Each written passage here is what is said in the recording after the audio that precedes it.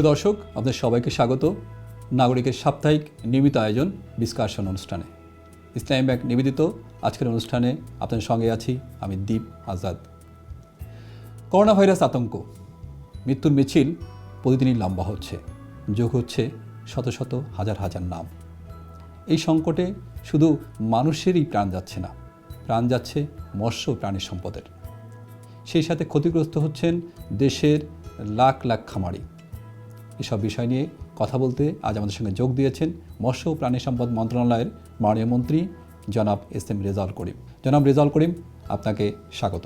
দর্শক, সামাজিক দূরত্ব এবং শারীরিক দূরত্ব দুটি নিশ্চিত করার জন্যই আমরা এই অনুষ্ঠান করছি ভার্চুয়াল প্ল্যাটফর্মে। করোনা সংকটে মানুষ যেরকম মহামারীতে রয়েছে, তেমনি তার পাশাপাশি ক্ষতিগ্রস্ত হচ্ছে মৎস্য প্রাণী ও প্রাণী সম্পদ। এক্ষেত্রে আপনার কাছে আমরা জানতে চাচ্ছি যে বিশেষ করে মুরগির খামার যেটি, তারা বলছেন যে দিনে লাখ লাখ বাচ্চা তারা পুঁতে ফেলতে বাধ্য হচ্ছেন, ডিম উৎপাদন ব্যাহত হচ্ছে এবং এই খাত একটি চরম সংকটে রয়েছে। এ ব্যাপারে আসলে আপনার মন্ত্রণালয় কি করছে? ধন্যবাদ আপনাকে। এই করোনা ভাইরাসের কারণে সারা বিশ্ব যেমন অপ্রস্তুত অবস্থায় নানা সমস্যার মুখোমুখি, বাংলাদেশও কিন্তু সেই অবস্থা। আমার মন্ত্রণালয় বিশেষ করে দুধ, ডিম, মাছ উৎপাদনের সঙ্গে যারা জড়িত, পরিবহনের সঙ্গে জড়িত, সংগ্রহের সঙ্গে জড়িত, এমনকি বিপণনের সঙ্গে মানে ক্রয় বিক্রয়ের সঙ্গে যারা জড়িত, সবাই ভীষণভাবে ক্ষতিগ্রস্ত হচ্ছে। যে পরিমাণ মুরগির বাচ্চা প্রতিদিন উৎপাদন হয়, যে পরিমাণ ডিম উৎপাদন হয়, সে অনুযায়ী বাচ্চাকে পরিচর্যা করা, বাচ্চাকে খাবার দেওয়া, অথবা তারা একটু বড় হয়ে যাওয়ার পর তাদেরকে যারা কিনে নেবে তাদের কাছে পৌঁছে দেওয়া, এই জাতীয় পরিবেশ কিন্তু পূর্বের মতো নেই। যদিও আমরা পরিবহন এবং অন্যান্য সেক্টরে বলেছি যে দুধ, ডিম, মাছ, মাংস পরিবহনের ক্ষেত্রে কোনো বাধা থাকবে না, ক্রয় বিক্রয়ে বাধা থাকবে না, সংগ্রহ করার ক্ষেত্রে কোনো বাধা থাকবে না, কিন্তু রিয়েলিটি হচ্ছে অধিকাংশ দোকান বাজার বন্ধ, নির্ধারিত একটু সময় ছাড়া খোলা থাকে না। আর যারা এগুলিকে ব্যবহার করছেন সেই সকল মানুষগুলো কোয়ারেন্টাইনের নির্দেশ প্রতিপালন করতে গিয়ে তারা কিন্তু বাইরে নাই। এর ফলে কিন্তু একটা বড় ধরনের ক্ষতির মুখোমুখি আমাদের খামারিরা হচ্ছেন।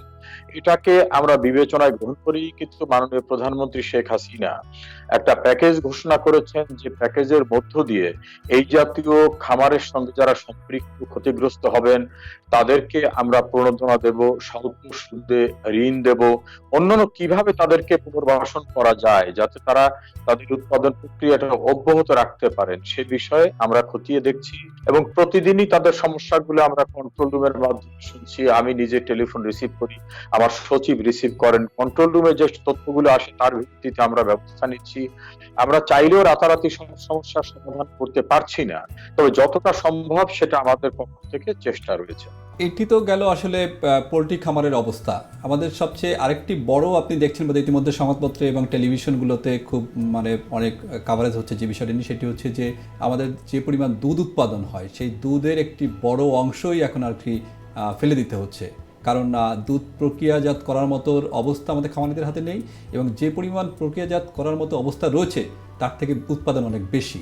এক্ষেত্রে আসলে আপনার মন্ত্রণালয় কি ভূমিকা রাখছে? দেখুন, যারা দুধ উৎপাদন করে তাদের দুধের টোটাল দুধের কিন্তু 50% নিচে নেয় প্রতিষ্ঠানগুলো, যেটা মিল্ক ভিটা, আড়ং, প্রাণ এরকম। আর একটি সেক্টর ছিল যারা মিষ্টি উৎপাদন করেন, বেকারি, আইসক্রিম, তারাও একটা বিশাল পরিমাণ দুধ গ্রহণ করতেন। সেই সকল সেক্টরটা কিন্তু টোটালি বন্ধ আছে। আবার স্থানীয় পর্যায়ে দুধ যে পরিমাণ বিক্রি হতো, বাজারে বিক্রি হতো, অথবা যারা শহরে, নগরে, বন্দরে নিয়ে আসতো, সেই মানুষগুলো কিন্তু আগের মতো এখন চলতে পারছে না।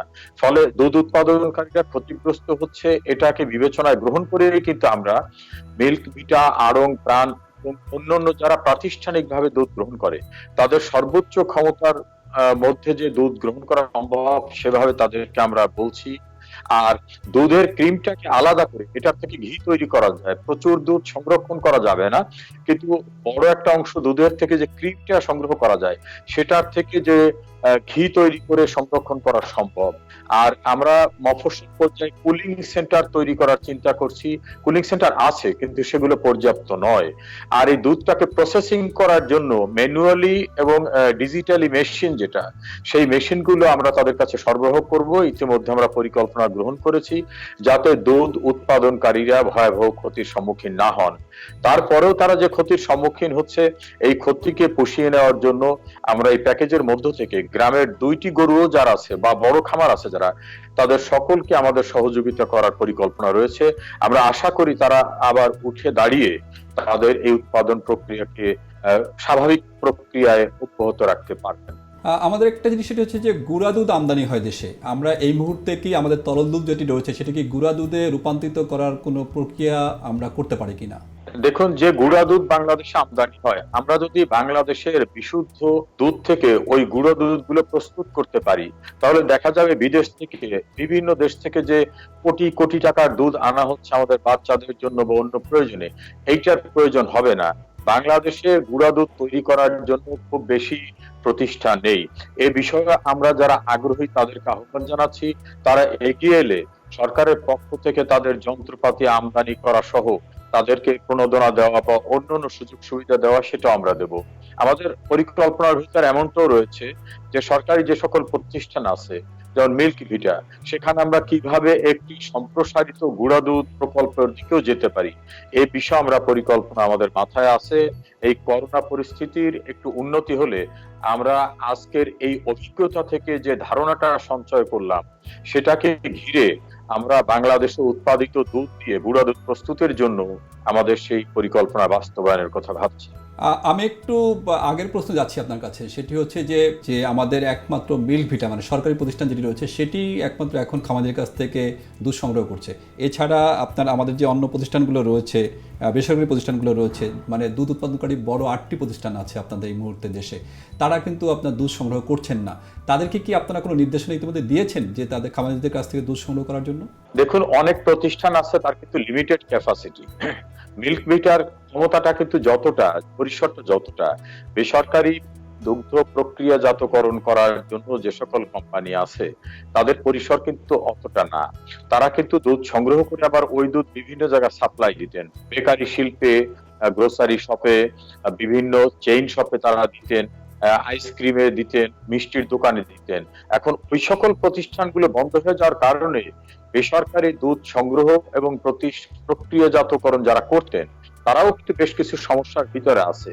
তারা যে একেবারে সংগ্রহ করছে না তা না, কিন্তু তাদের পক্ষ থেকে বলা হচ্ছে যে আমরা সংগ্রহ করে এই দুধটা আমরা সাপ্লাই দেবো কাকে? রাস্তাঘাটের দোকানগুলো বন্ধ, মোড়ের দোকান বন্ধ, পাড়ায় যে সকল দোকানগুলো বন্ধ, বড় বড় হাটগুলো যেভাবে তো সেইভাবে চলছে না, তারাও কিন্তু কিছু সমস্যার মধ্যে আছে। এই জন্য আমরা কারো সাধ্যের বাইরে গিয়ে দুধ সংগ্রহ করতে এটা চাপ সৃষ্টি করতে পারছি না। এবং আমরা উৎসাহিত করছি যে করোনা ভাইরাসকে প্রতিরোধ করতে হলে, শরীরে রোগ প্রতিরোধ ক্ষমতা বাড়াতে হলে কিন্তু পুষ্টির দরকার। সেক্ষেত্রে কিন্তু বিশ্ব স্বাস্থ্য সংস্থা সহ অন্যান্য বিশেষজ্ঞরা বলছেন যে মাছ, দুধ, ডিম, মাংস এগুলো কিন্তু খেতে হবে।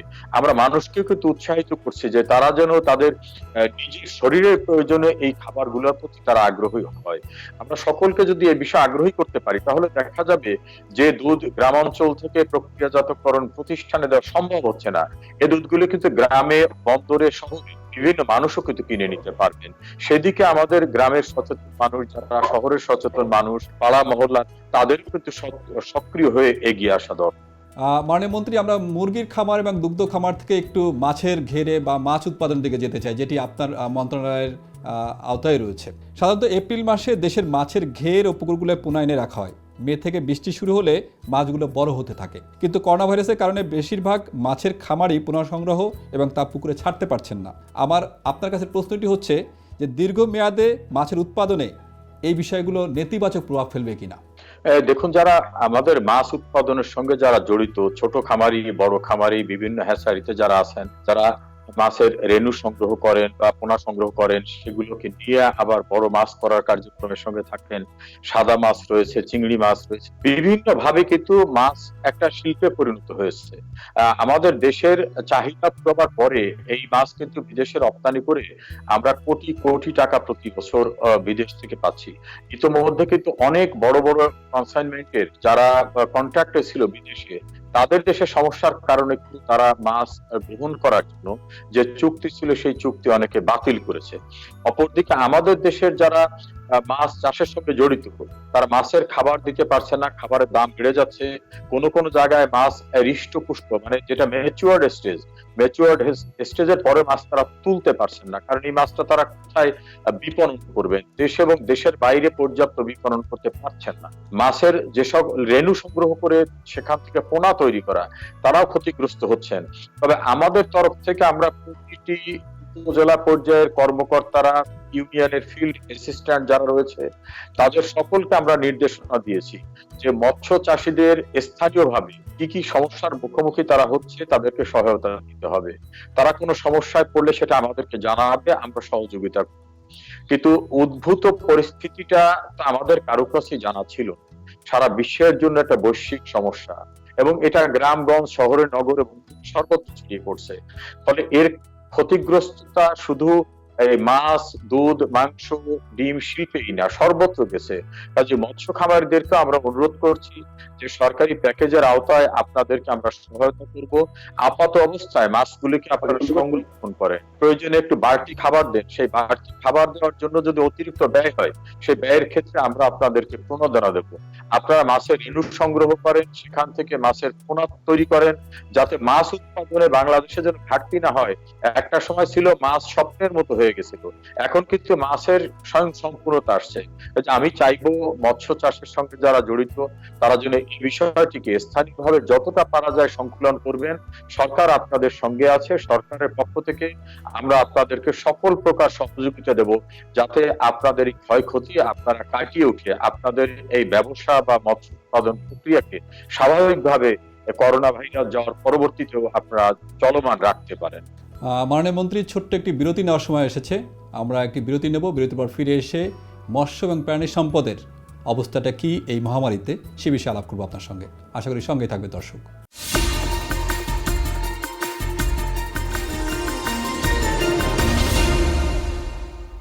দর্শক, বিরতির পরে আবারও স্বাগত।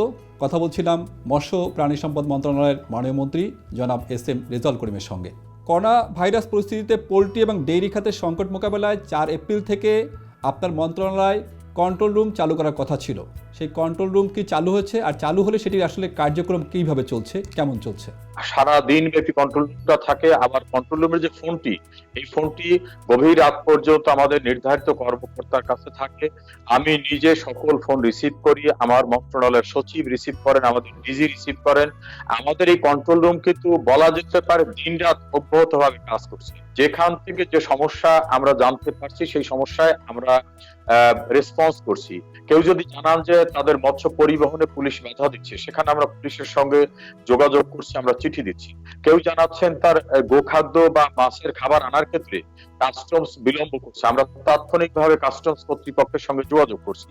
কোথাও মাছ বিপণনের ক্ষেত্রে সমস্যার মুক্তি হইলে সেখানে আমরা কাজ করছি। কোনো না কোনো ভাবেই আমাদের মাছ, দুধ, ডিম, মাংস শিল্পের সঙ্গে সম্পৃক্ত কোনো ব্যক্তি কোন রকম সমস্যায় পড়লে কিন্তু আমরা সেটাকে রেসপন্স করছি, এবং আমরা চেষ্টা করছি তাদের সমস্যাটার সমাধান করার জন্য। কিন্তু কিছু কিছু সমস্যা আছে যেটা সমাধান করা তো সম্ভব হচ্ছে না। কেউ যদি মনে করেন যে একদিনে তার সমস্ত উৎপাদিত দুগ্ধ বিক্রি ব্যবস্থা করে দিতে হবে, সেটা আমরা পারছি না। কিন্তু সংগ্রহ করা, বিপণন করা, পরিবহন করা, এইরকম সমস্যাগুলো কোথাও যাতে না হয় সেক্ষেত্রে আমরা কাজ করছি। কারণ আমরা মনে করি বাংলাদেশের পুষ্টি, আমিষের স্বয়ংসম্পূর্ণতা পরিপূর্ণ করে ভাতে মাছের বাঙালিকে দুধ, ডিম, মাছ, মাংসের সরবরাহ করার মধ্যে থেকে প্রান্তিক জনগোষ্ঠী, খামারিরা, বিভিন্ন হ্যাচারির মালিকরা যে ভূমিকা রাখছেন, এটা জাতিগত উন্নয়নে যেমন ভূমিকা রাখছেন, আর দরিদ্র বিমোচন করে স্বাবলম্বী হওয়ার ক্ষেত্রেও কিন্তু এই শিল্প, এই খাতগুলো অত্যন্ত গুরুত্বপূর্ণ ভূমিকা পালন করছে। যার 2টি গরু আছে, কিন্তু গরুর দুগ্ধ বিক্রি করে, তার গরুর বাচ্চা বিক্রি করে তিনি কিন্তু স্বাবলম্বী হচ্ছেন, তার কাছে এখন দারিদ্রতা নেই। কাজেই মাননীয় প্রধানমন্ত্রী যেটা চাইছেন যে বাংলাদেশের কোনো মানুষ অন্ন, বস্ত্র, বাসস্থান, চিকিৎসাহীন থাকবে না, তাদেরকে দারিদ্রতা দূর করে স্বাবলম্বী করতে হবে। সেই ক্ষেত্রে এই শিল্পগুলি অত্যন্ত গুরুত্বপূর্ণ। এ কারণে আমরা অনেক বেশি গুরুত্ব দিয়ে সকলের পাশে দাঁড়াবার চেষ্টা করছি। বড় খামারি থেকে শুরু করে একেবারে যার 2টি গরু বা 500 মুরগির চাষাবাদ করছেন, বা কেউ 200 হাঁসের চাষাবাদ করছেন, তাদের সকলকে আমরা সহযোগিতা দেওয়ার জন্য কন্ট্রোল রুম সহ আমাদের বিভিন্ন জেলা পর্যায়ে, বিভাগীয় পর্যায়ে, থানা পর্যায়ের কর্মকর্তারাও কিন্তু সক্রিয়ভাবে কাজ করছেন। মাননীয় মন্ত্রী, আমার কাছে কিছু তথ্যপত্র আছে যেটি আমি আপনার সামনে উপস্থাপন করতে চাই। সেটি হচ্ছে যে গত এক মাসে পোলট্রি খাতে প্রায় 2,500 কোটি টাকার লোকসান হয়েছে। এই খাতের সঙ্গে জড়িত প্রায় 65,000 খামারির বেশিরভাগই তরুণ এবং দেশি উদ্যোক্তা। এসব খামারে প্রায় 30,000 কোটি টাকার বিনিয়োগ হয়েছে। আপনি একটি প্রণোদনা প্যাকেজের কথা বলছিলেন, যেটি মাননীয় প্রধানমন্ত্রী ঘোষণা করেছেন। খামারিদের সুরক্ষা দিতে আপনারা যে উদ্যোগটা নিয়েছেন, সরকার যে উদ্যোগ নিয়েছে, সেই উদ্যোগের কথা আপনি শুরুতেই বলেছেন। আমি একটু জানতে চাচ্ছি যে সেটি হচ্ছে যে প্রণোদনা প্যাকেজ আপনারা দিচ্ছেন, উদ্যোগ আপনারা নিয়েছেন, কিন্তু প্রকৃত খামারিদের হাতে এই টাকা পৌঁছাতে বিলম্ব ঘটে, তাদেরকে প্রচুর কাঠখড় পোড়াতে হয়। এইসব যেসব আপনার লাল ফিতা দৌরাত্ম্য আছে, বিশেষ করে ব্যাংকিং সিস্টেম সহ বিভিন্ন জায়গায় যেসব বাধা রয়েছে, সেগুলো নিরসন করার ক্ষেত্রে আপনার মন্ত্রণালয় এই প্রণোদনা প্যাকেজ পাওয়ার ক্ষেত্রে আসলে কী ধরনের ভূমিকা রাখবে? করোনা ভাইরাস জনিত কারণে যারা ক্ষতিগ্রস্ত হচ্ছেন সেই সকল মৎস্য চাষী, মুরগির চাষাবাদ, হাঁসের চাষাবাদ, গরু ছাগল বিভিন্ন পর্যায়ে যারা চাষাবাদের সঙ্গে সম্পৃক্ত, তাদের প্রত্যন্ত অঞ্চল থেকে শুরু করে বড় বড় খামারিদের সকলের তথ্য আমরা আমাদের উপজেলা পর্যায়ে 2টি অফিস রয়েছে, একটা পশু সম্পদ বিভাগ, একটা মৎস্য বিভাগ। সেখান থেকে আমরা তথ্য সংগ্রহ শুরু করেছি। আমাদের ইউনিয়ন পর্যায়ে কিন্তু ফিল্ড অ্যাসিস্ট্যান্ট রয়েছে। এর বাইরেও কিন্তু গভর্নমেন্টের অন্যান্য এজেন্সি থেকেও কিন্তু এটা সার্ভে করা হচ্ছে। ফলে আমরা ডাবল চেকিং এর মধ্যে আবার ইউনিয়ন পরিষদের চেয়ার মেম্বার রয়েছেন, তাদের কাছ থেকে আমরা তথ্য সংগ্রহ করব। এই 3 প্রকার চেকিং এর মধ্য থেকে আমি আশা করি যারা প্রকৃত ক্ষতিগ্রস্ত চাষী বা খামারি, তারা যাতে বাদ না পড়েন এবং এই প্যাকেজের সুযোগ নিতে গিয়ে ব্যাংকের কোনো টেকনিক্যালিটির কারণে তারা যাতে বাদ না পড়েন, সেটা আমরা দেখবো। আবার নামমাত্র খামারি, তার কোনো সেখানে কোনো খামার ছিল না, এরকম লোকরা যাতে সুবিধা নিতে না পারেন না। অনেক সময় অনেক দেখি মাছের চাষাবাদ করেন না, তিনি মৎস্য চাষী হয়ে যান। এরকম ব্যক্তিদেরকে কোনো সুযোগ সুবিধা আমরা ইনশাল্লাহ দেব না। আর কোন রকম এদের তথ্য সংগ্রহের সঙ্গে জড়িত ব্যক্তিরা অনিয়ম করলে তাদের জন্য কঠোর সময় অপেক্ষা করবে। এবং আমি নিজে, আমার মন্ত্রণালয়, আমাদের কর্মকর্তারা আমরা বারবার চেকিং এর মধ্য থেকে এটাকে নির্ধারণ করব। ফলে আমি আশাবাদী যে প্রকৃতপক্ষে যারা ক্ষতিগ্রস্ত চাষী খামারি, তারাই এই সুযোগটা পাবেন। এক্ষেত্রে তারা কোনোভাবে বঞ্চিত হবেন না বা ভুয়া ব্যক্তিরা কোনো সুযোগ নিতে পারবেন না। মাননীয় মন্ত্রী, আমিও আপনার সাথে আশাবাদী এবং আমি বিশ্বাস করি যে আপনার নেতৃত্বে এই প্রণোদনা প্যাকেজটি যারা প্রকৃত ক্ষতিগ্রস্ত খামারি, তাদের হাতে পৌঁছাবে। আমি আপনাকে সেই সাথে একটি ধন্যবাদ দিতে চাই। সেটি হচ্ছে যে ঢাকা শহরের কাঁটাবনে আমাদের পশু পাখি সহ বিভিন্ন প্রাণী বিক্রি হয়, যেটি তাদের খাবারের বিষয়টি আপনি যখন জেনেছেন, আপনি নিজে গিয়েছেন এবং তারা যাতে সেসব পশু পাখি যেন ঠিকমতো খাবারটি পায়, সেটি নিশ্চিত করার জন্য আপনি ব্যবস্থা নিয়েছেন। এটি আমার ব্যক্তিগত পক্ষ থেকে এবং নাগরিক টিভির পক্ষ থেকে আপনাকে ধন্যবাদ জানাচ্ছি। আপনার কাছে প্রশ্নটি হচ্ছে যে এমনি তো মানে শুধু শহরে, গ্রামে বিভিন্ন জায়গাতে আপনার প্রচুর পরিমাণে এরকম বেয়ারিশ কুকুর, বিড়াল, বিভিন্ন ধরনের প্রাণী রয়েছে। আমাদের অনেক আপনার বানর রয়েছে বিভিন্ন এলাকা, আপনি জানেন যশোর সহ অনেক এলাকায় এই ধরনের প্রাণী রয়েছে। এদের খাদ্য সংকটটি এই মুহূর্তে কিন্তু খুবই মারাত্মক। সেক্ষেত্রে কি আপনার মন্ত্রণালয় কোনো পদক্ষেপ নিয়েছে এই সব প্রাণীকে আপনার খাদ্য দেওয়ার ব্যাপারে? দেখুন, প্রথমত আমি বলি যে কোনো প্রাণী কিন্তু জীবনহীন না। অনেক অবলা প্রাণী আছে, পশু পাখি, তারা কিন্তু আপনার আমার মতো মুখ খুলে তাদের ক্ষুধার কথা, তাদের কষ্টের কথা বলতে পারছে না। হোটেল বন্ধ হয়ে যাওয়া, বাইরে যত লোকের বিচরণ না থাকায় ক্ষুধার্ত হয়ে রাস্তায় কুকুর বিড়াল কষ্ট পাচ্ছে। কাঁটাবনের ঘটনাটা একই রকম ছিল।